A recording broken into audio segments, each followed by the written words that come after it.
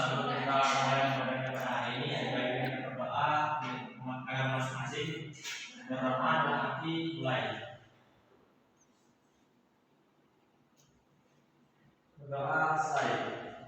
Nah, pada hari ini kita akan belajar mengenai materi menghargai keputusan bersama. Ada yang tahu nggak? Menghargai keputusan bersama itu seperti apa? Ini saling mendengar ini ide orang. Bisa jadi ya, boleh seperti itu. Nah, jadi keputusan bersama itu adalah kesepakatan yang dibuat oleh sekelompok orang untuk kepentingan bersama dan dilaksanakan secara bersama-sama. Keputusan bersama itu diambil setelah melalui pemikiran dan pertimbangan secara logika yang mendalam. Yang selanjutnya itu cara mengambil keputusan bersama. Pengambilan keputusan bersama itu dilakukan dengan tujuan agar dapat memenuhi kepentingan dan keinginan bersama. Pengambilan keputusan bersama akan mudah dilakukan jika orang-orang yang terlibat dalam musyawarah mempunyai kepentingan dan keinginan yang sama. Ada dua cara yang bisa dilakukan untuk mengambil keputusan bersama, yaitu dengan cara musyawarah untuk mencapai mufakat dan dengan cara pemungutan suara terbanyak. Nah, kita akan bahas satu persatu mengenai cara mengambil keputusan bersama ini. Yang pertama itu musyawarah mufakat. Musyawarah itu diartikan sebagai pembahasan untuk menyatukan pendapat dalam penyelesaian suatu masalah bersama. Sedangkan mufakat adalah sesuatu yang telah disetujui sebagai keputusan berdasarkan perbuatan pendapat. Sebagai hasil musyawarah, jadi musyawarah untuk mencapai mufakat adalah suatu bentuk pengambilan keputusan bersama yang paling baik. Sebab dengan musyawarah mufakat berarti semua orang yang terlibat dalam musyawarah menyatakan setuju terhadap keputusan yang diambil bersama. Persetujuan yang dicapai dalam pengambilan keputusan bersama tentunya tidak dicapai dengan mudah.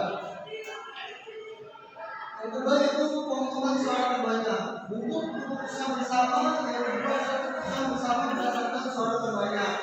Cara pengambilan keputusan berdasarkan suara terbanyak akan dilakukan apabila pengambilan keputusan dengan cara musyawarah tidak dapat mencapai mufakat. Bisa terjadi dalam pengambilan keputusan dengan cara musyawarah tidak mencapai mufakat karena para peserta musyawarah setuju untuk mengambil keputusan bersama dengan cara pengambilan suara terbanyak. Nah, dalam proses pemungutan suara terbanyak itu bisa dilakukan dengan beberapa cara, seperti mengacungkan tangan, berdiri dari tempat duduk, berpindah tempat sesuai dengan pilihan, menuliskan pilihan di kertas, kemudian diumumkannya. Yang kedua yaitu bentuk-bentuk keputusan bersama. Yang pertama itu ada dalam lingkungan keluarga, yang kedua itu lingkungan sekolah dan lingkungan masyarakat. Nah, lingkungan keluarga itu merupakan lingkungan masyarakat yang kecil. Keluarga adalah tempat utama membina kepribadian anggota keluarga. Kepribadian seseorang yang melihat di luar keluarga merupakan cerminan dari sikap dan perilaku yang terbina dalam lingkungan keluarga. Walaupun demikian, sering terjadi perbedaan pendapat antara anggota keluarga yang mengarah pada pertengkaran. Yang kedua yaitu lingkungan sekolah. Di lingkungan sekolah, kamu akan menghadapi keadaan dan masalah yang berbeda dengan lingkungan keluarga. Di sekolah, kamu akan bertemu dan bergaul dengan siswa lainnya yang mempunyai kepribadian berbeda-beda. Demikian pula kamu di sekolah akan menghadapi masalah yang berbeda dengan masalah dalam keluarga. Masalah-masalah yang kamu hadapi di sekolah pada umumnya terkait dengan pemilihan organisasi kelas, misalnya pemilihan ketua kelas, pemilihan ketua OSIS, merencanakan kerja bakti, dan lain-lain.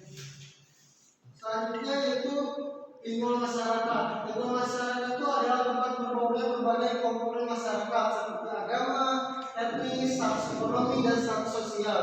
Nah, di lingkungan masyarakat juga dapat diartikan sebagai tempat manusia bersosialisasi, baik dengan lingkungan maupun dengan sesama manusia.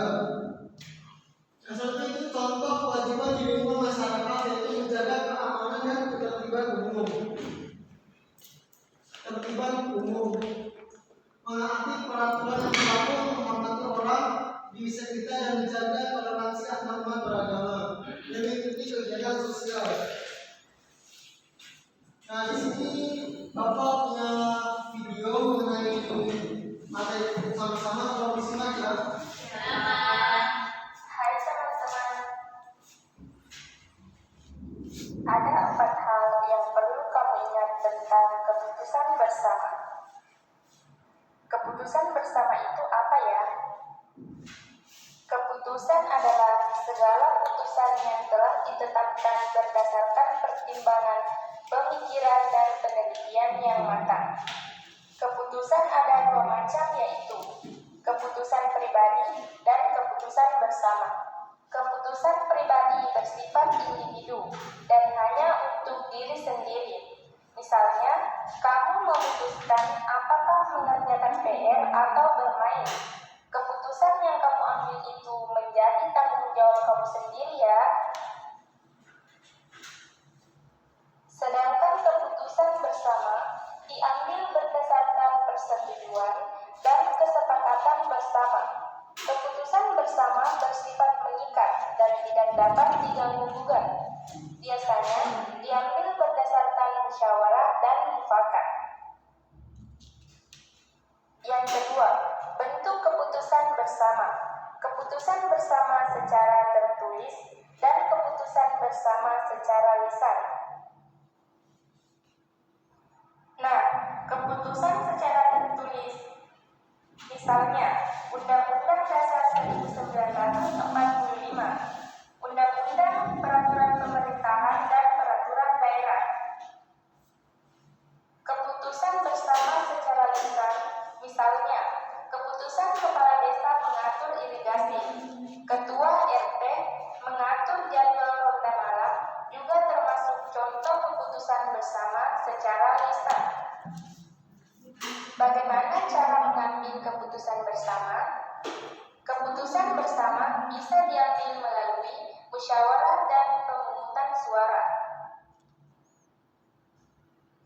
Musyawarah dilakukan untuk mencapai kesepakatan.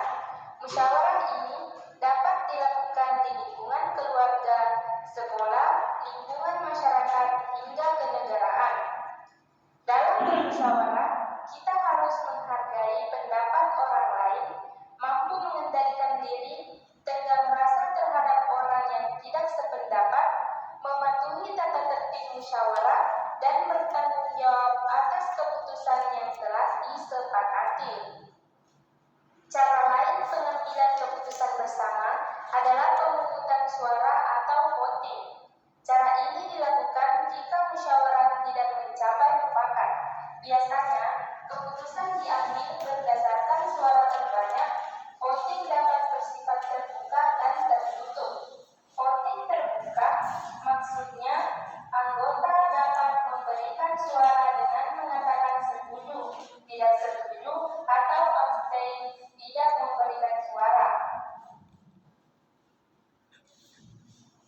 Sedangkan voting tertutup, yaitu anggota rapat memberikan suara dengan cara menuliskan nama atau pilihannya di kertas. Kertas tersebut dikumpulkan dan dihitung. Keputusan dianggap sah jika disetujui 2/3 anggota rapat, ditambah 1 orang anggota rapat. Misalnya, dari 12 orang yang ikut rapat, 2/3-nya adalah 8 orang, ditambah 1 orang menjadi 9 orang yang setuju.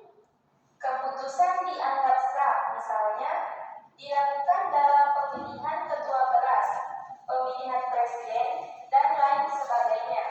Telah tercapai keputusan bersama, maka tugas kita adalah melaksanakan hasil keputusan bersama tersebut. Kita melaksanakannya dengan ikhlas, taat, dan penuh tanggung jawab. Keputusan bersama sering mengalami hambatan, baik dari dalam maupun luar. Hambatan dari dalam misalnya, kita mau gerak sendiri, sedangkan hambatan dari luar, misalnya ada pihak lain yang menghasut hasil keputusan. Jika kita melaksanakan hasil keputusan, maka akibatnya kita dikucilkan, mendapatkan sanksi tidak dipercaya orang, dan lain-lain. Karena itu, tetaplah bersama melaksanakan hasil keputusan bersama dengan penuh tanggung jawab. Nah, itu tadi beberapa hal yang perlu diingat ya di Smart BRI. Nah, itu tadi sedikit penambahan materi mengenai keputusan bersama. Di sini sebelum Bapak melakukan tugas, ada apa yang ingin ditanyakan mengenai keputusan bersama ini? Tidak, Pak. Tidak. Nah, jika tidak, Bapak akan bagi tugasnya ya. Nanti kalau sudah, boleh dikumpul ke depan. Ya, Pak. Ada pena koloni.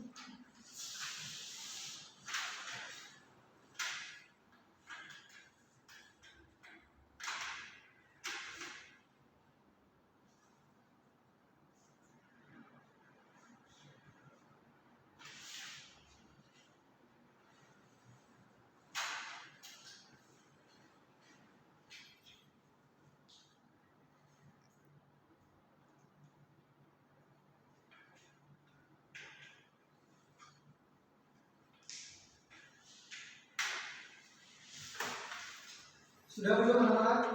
Belum, Pak.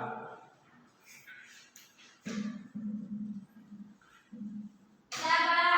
Sudah? Kalau sudah boleh dikumpul ke depan ya. Ya, Pak. Full nih, Pak. Full, Pak. Siap. Ya, Pak. Belum. Sama bapak disuruh ngumpul ya, Pak? Ada semua, Bu. Wah, 20 berarti aku. Jadi mau Nah, kan nanti Bapak biji ya. biji. Nanti Bapak nilai.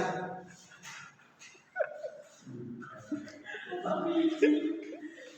Nah, mungkin itu saja pembelajaran ini mengenai mengambil keputusan.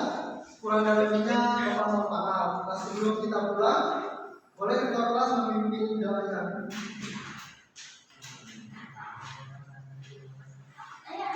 Baiklah, sebelum kita mengakhiri materi kita pada hari ini, sebaiknya kita berdoa dalam hati, mulai.